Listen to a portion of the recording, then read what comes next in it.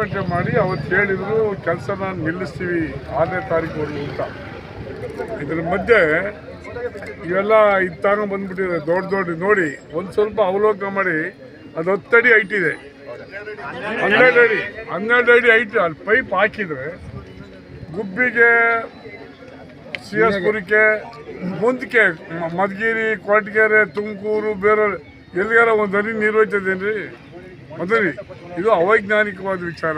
ಈಗಾಗಲೇ ಆ 900 ಚಿಲ್ಲರೆ ಕೋಟಿ ದುಡ್ಡನ್ನು ಖರ್ಚು ಮಾಡಿ ಮಾಡರ್ನೈಸ್ ಆಗಿದೆ ಚಾನಲ್ TBC. ಹಾಗಾಗಿ ನೀರು ನೇರವಾಗಿ 600 MCFT ವಾಟ್ರು ಕುಡುಗಲು ಹೋಗಿ ರೆಡಿ ಇದೆ. ಇದು ದುಡ್ಡು ಹೊಡೆಯೋ ಕಾರ್ಯಕ್ರಮ. ಇದನ್ನು ಯಾವುದೇ ಕಾರಣಕ್ಕೂ ನಾವು ಒಪ್ಪಲ್ಲ, ಹೋರಾಟ ಮಾಡ್ತೀವಿ ಅಂತ ನಾವು ಹೇಳಿದ್ದೀವಿ.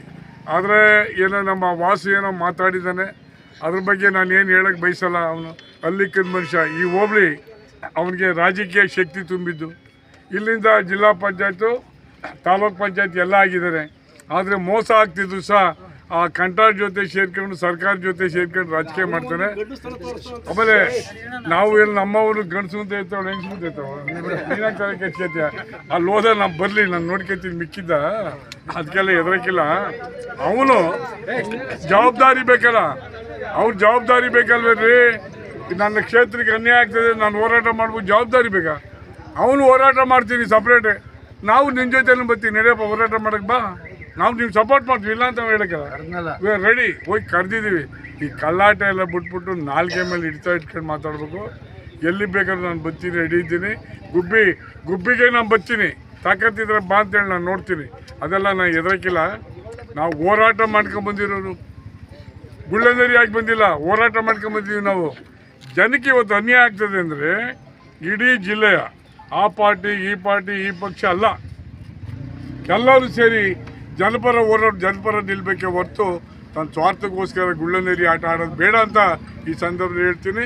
ಸರ್ಕಾರಕ್ಕೂ ನಾವು ಎಚ್ಚರಿಕೆ ಕೊಡ್ತೀವಿ, ಯಾವುದೇ ಕಾರಣಕ್ಕೂ ಈ ಚಾನಲ್ ಆಗಲಿಕ್ಕೆ ನಾವು ಬಿಡೋದಿಲ್ಲ. ನಮ್ಮ ರೈತರು ಬಿಡ್ತೀರೇನ್ರಿ? ಬಿಡೋದಿಲ್ಲ. ಅದರಿಂದ ಕೂಡಲೇ ರದ್ದು ಮಾಡಬೇಕು. ಆ ಏನು ಎಕ್ಸಿಸ್ಟಿಂಗ್ ಇದೆಯಲ್ಲ 685 ಕ್ಯೂಸಿಕ್ಕು ಕುಡಿಗಿಲಿಗೆ ಹೋಗ್ತದೆ, ತಗೊಂಡೋಗಿ ಅದಕ್ಕೆ ನಮ್ಗೆ ವಿರೋಧಿಲ್ಲ. ಈ ಪೈಪೆಲ್ಲ ನಾವು ಶಿವಣ್ಣವ್ರು ಬಂದವ್ರೆ, ನಾವೆಲ್ಲ ಸೇರಿ, ನಮ್ಮ ಜನ ಎಲ್ಲ ಸೇರಿದ್ದಾರೆ. ಇದೆಲ್ಲ ವಾಪಸ್ ಕಳಿಸ್ತೀವಿ, ಇಲ್ಲೇನು ಇಟ್ಕೊಳಕ್ಕಲ್ಲ. ಅದು ಇಂಜಿನಿಯರ್ ಹೇಳ್ತಿದ್ದೆ, ಮಡಿಕಲ್ದ ಇಂಜಿನಿಯರ್ ಇಲ್ಲಿ ಬಾ ಅಂತ ಹೇಳು. ಕಂಬಕ್ಕೆ ಇಟ್ಟು ಹೊಡಿತಾರೆ ಜನ, ಇಂಜಿನಿಯರ್ಗೆ ಕಂಬಕ್ಕೆ ಇಟ್ಟು ಹೊಡಿತಾರೆ.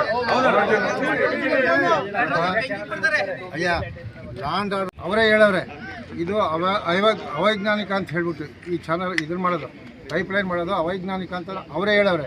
ಅವರೇ ಹೇಳೀಗ ಎಲ್ಲ ರೊಕ್ಕ ಇದೆಯಲ್ಲ, ಆ ರೊಕ್ಕ ತಗೊಂಡು ಈಗ ಮಾತಾಡ್ತಾನೆ ಅವ್ನು ಇಲ್ಲಿಗೆಲ್ಲ ಬಂದರೆ ಅಕಸ್ಮಾತ್ ಲ್ಯಾಂಡ್ ಆರ್ಡರ್ ಬ್ರೇಕ್ ಮಾಡಿ ಅವ್ನಿಗೇನ ಹೆಚ್ಚು ಕಮ್ಮಿ ಆದರೆ ಸರ್ಕಾರನೇ ಹೊಣೆ, ನಾವಲ್ಲ, ರೈತರಲ್ಲ, ಸರ್ಕಾರನೇ ಹೊಣೆ. ಅವಕ್ಕೇನಾರ ಮಾನ ಮರ್ಯಾದಿದ್ರೆ ಇವತ್ತು ಹೇಳ್ತೀವಿ ಕೇಳೋ. ನಮ್ಮ ಕುಣುಗಳು ನಮ್ಮದೇ, ಕನ್ಯಾಕುಮಾರಿಯಿಂದ ಕಾಶ್ಮೀರ ಇದ್ದಂಗೆ ಗುಣಗಳು ನಮ್ಮದೇ, ಸಮಾಜನೇ ನಮ್ಮದೇ. ಇದು ಯಾವುದೋ ನಮ್ಮ ಇದು ಇಂಥದ್ದು ಮಾಗಡಿನೂ ನಮ್ಮದೇ. ಮಾಗಡಿಗೆ ಹಂಗೆ ಯೋಗ್ಯತೆ ಇದ್ದರೆ ಇದಕ್ಕೊಂದು 1000 ಕೋಟಿ ಖರ್ಚು ಮಾಡೋದ್ರ ಬದಲು ಹೇಮಾವತಿಯಿಂದ ಡೈರೆಕ್ಟಾಗಿ ತಗೊಂಡೋಗ್ಲಿ, ನಾಗಮಂಗಲಿಂದ ತಗೊಂಡೋಗ್ಲಿ, ಕಾವೇರಿಯಿಂದ ತಗೊಂಡೋಗ್ಲಿ, ಇದು ಎಲ್ಲಿಂದ ನಮ್ಮ ಎತ್ತಿನೊಳಗಿಂದ ತಗೊಂಡೋಗ್ತಾವ್ರೆ. ಇನ್ನೇನು ಕೊಡ್ಬೇಕು ಅವರಿಗೆ? ಇನ್ನೇನು ಕೊಡ್ಬೇಕು? ನಮಗೆ ಈ ಸರ್ಕಾರಗಳು ಏನು ಕೊಟ್ಟಿಲ್ಲ, ಯಾವುದೇ ಸರ್ಕಾರ ನಮಗೆ ಕೊಟ್ಟಿಲ್ಲ. ನೀರು ನಮಗೆ ಕೊಟ್ಟಿದ್ದು ಸುಪ್ರೀಂ ಕೋರ್ಟ್ ಆ ಕಾಲದೊಳಗೆ. ನಾವು ರಾಮಯ್ಯ ಇದ್ದಂಥ ಕಾಲದೊಳಗೆ ಕೊಟ್ಟಿರ್ತಕ್ಕಂಥದ್ದನ್ನ ಉಳಿಸ್ಕೋಬೇಕು. ನಾವು ಇವಾಗ 25 ವರ್ಷ ಆಗಿದೆ. ನಮ್ಮ ಯಾರಿಗೂ ಕುಡಿಯೋ ನೀರಿಗೆಲ್ಲ ಒಂಚೂರು 1 ಎಕರೆ ಜಮೀನಿಗೆ ನೀರು ಕೊಡೋಕ್ಕೆ ನಮ್ಮ ಕೈಲಿ ಆಗಿಲ್ಲ. ಈಗ ಅದೃಷ್ಟಕ್ಕೆ ಚಾನಲ್ಲು ಆಧುನೀಕರಣವಾಗಿದೆ. ಈಗ ಆ ಚಾನಲ್ ಮುಖಾಂತರ ನಮಗೆ ನೀರು ಎಲ್ಲ ಹೋಬಳಿಂದ ಹಿಡಿದು ಎಲ್ಲ ಜಮೀನುಗಳಿಂದ ಹಿಡಿದು ಕುಡಿಯೋ ನೀರಿಂದ ಹಿಡಿದು ಎಲ್ಲದಕ್ಕೂ ಫುಲ್ಫಿಲ್ ಆಗುತ್ತೆ. ಈಗ ಅಲ್ಲೇ ಸಾಹೇಬ ನೀರು ಅಲ್ಲೇ ಸ್ಟಾರ್ಟ್ ಆಗ್ತಾ ಇದೆ. ಅಲ್ಲಿ ಬೇಕಾಗಿರೋದು ಡೆಡ್ ಸ್ಟೋರೇಜ್ 4. ಆ ಡೆಡ್ ಸ್ಟೋರ್ ಬಿಟ್ಬಿಟ್ಟು ಈಗ ನಮಗೆ ನೀರು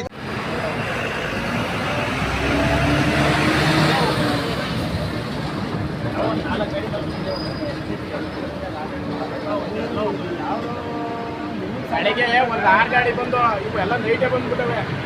ಯಾರೋ ನೀರು ಸಂಬಂಧ